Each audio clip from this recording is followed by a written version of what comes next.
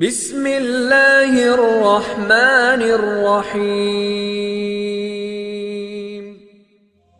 عقبہ نے ابو احاب بن عزیز کی لڑکی سے نکاح کیا تو ان کے پاس ایک عورت آئی اور کہنے لگی کہ میں نے عقبہ کو اور جس سے اس کا نکاح ہوا ہے اس کو دودھ پلایا ہے۔ یہ سن کر عقبہ نے کہا مجھے نہیں معلوم کہ تو نے مجھے دودھ پلایا ہے، نہ تو نے کبھی مجھے بتایا ہے۔ تب سوار ہو کر رسول اللہ صلی اللہ علیہ وسلم کی خدمت میں مدینہ منورہ حاضر ہوئے اور آپ سے اس کے متعلق دریافت کیا تو آپ صلی اللہ علیہ وسلم نے فرمایا کس طرح تم اس لڑکی سے رشتہ رکھو گے، حالانکہ اس کے متعلق یہ کہا گیا۔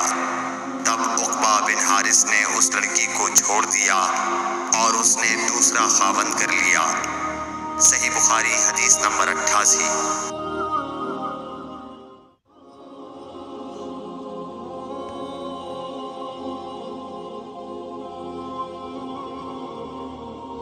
حضرت عمر سے روایت ہے کہ میں اور میرا ایک انصاری پڑوسی دونوں اطراف مدینہ کے ایک گاؤں بنی امیہ بن زید میں رہتے تھے، جو مدینے کے پورب کی طرف بلند گاؤں میں سے ہے۔ ہم دونوں باری باری حضرت صلی اللہ علیہ وسلم کی خدمت شریف میں حاضر ہوا کرتے تھے۔ ایک دن وہ آتا، ایک دن میں آتا۔ جس دن میں آتا اس دن کی وحی کی اور رسول اللہ صلی اللہ علیہ وسلم کی فرمودہ دیگر باتوں کی اس کو خبر دے دیتا تھا، اور جب وہ آتا تو وہ بھی اسی طرح کرتا۔ تو ایک دن وہ میرا انصاری ساتھی اپنی باری کے روز حاضر خدمت ہوا۔ جب واپس آیا تو اس نے میرا دروازہ بہت زور سے کھٹکھٹایا اور میرے بارے میں پوچھا کیا عمر یہاں ہے؟ میں گھبرا کر اس کے پاس آیا۔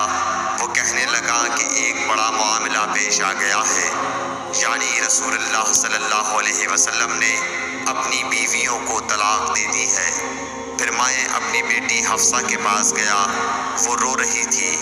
میں نے پوچھا کیا تمہیں رسول اللہ صلی اللہ علیہ وسلم نے طلاق دے دی ہے؟ وہ کہنے لگی میں نہیں جانتی۔ پھر میں نبی کی خدمت میں حاضر ہوا۔ میں نے کھڑے کھڑے کہا کہ آپ نے اپنی بیویوں کو طلاق دے دی ہے؟